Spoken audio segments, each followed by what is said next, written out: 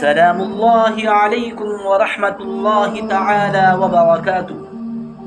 الحمد لله رب العالمين، والصلاة والسلام على رسوله محمد وعلى آله وأصحابه أجمعين. أما بعد، فقد روى أنه جاء رجل إلى النبي صلى الله عليه وسلم وقال: أريد الجهاد في سبيل الله. فقال له الرسول صلى الله عليه وسلم: هل أمك حية؟ قال: نعم. قال: ألزم رجلها فثم الجنة.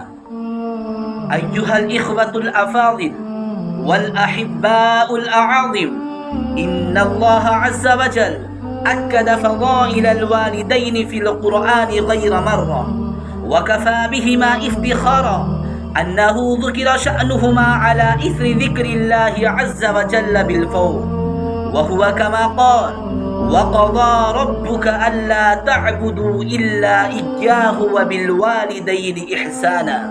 وقال: وإذ أخذنا ميثاق بني إسرائيل لا تعبدون إلا الله وبالوالدين إحسانا. وذكر النبي صلى الله عليه وسلم أيضا أشياء كثيرة في فضائلهما، فبالنظر إلى النصوص يسعنا أن نقول إنهما متشاركان في الفضائل، وكلاهما يستحقان الاحترام والإكرام، ولكن رغم ذلك كله تستحق الأم الاحترام والخدمة أكثر من الأب، فإنها تتحمل المشقة أكثر منه، فكيف لا تستحق الاحترام؟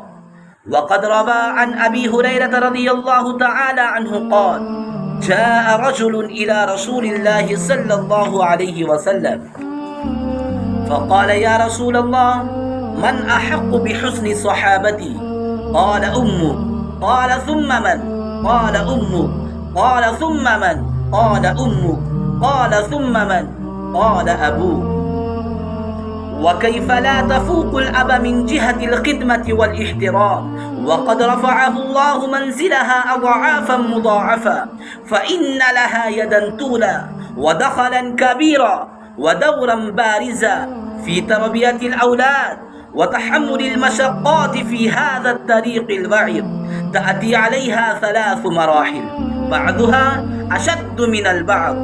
المرحلة الأولى تأتي حين تكون حاملا، كم مشقة تحمل في هذه الأشهر 9، وكم عناء تلقى في هذه المدة المديدة، وكم وجعا تواجه في هذه الحالة الخطرة. في الحقيقة لا يقدره أحد سوى الله عز وجل الذي لا يخفى عليه خافية.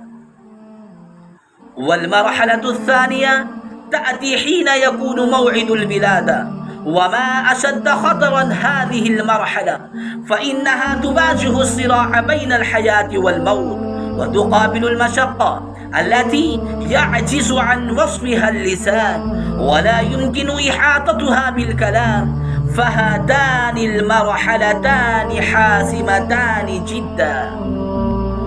والمرحلة الثالثة تأتي حين يكون موعد الرضاعة والتربية، وهي لا تنتهي في يوم أو يومين، في أسبوع أو أسبوعين، في شهر أو شهرين، ولكنها تستمر إلى عامين تماما.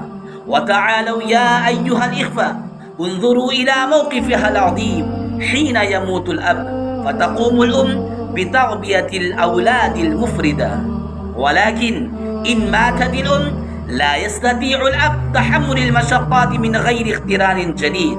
فيا ولد، هي الأم التي حملتك 9 أشهر واستعذبت كل عنا واستسهلت كل صعب، وربتك حين كنت طفلا لا تقدر على شيء، ولا تستطيع أن تأكل وحدك وتشرب وحدك وتلبس وحدك وتنام وحدك وتمشي وحدك، وأطعمتك حين كنت جائعا، وسقتك حين كنت عطشانا، وفرحت مع فرحك، ومرضت بمرضك، وصحت بصحتك، وقد جعلت الليل النهارا والنهار ليلا والصباح مساء والمساء صباحا للراحة.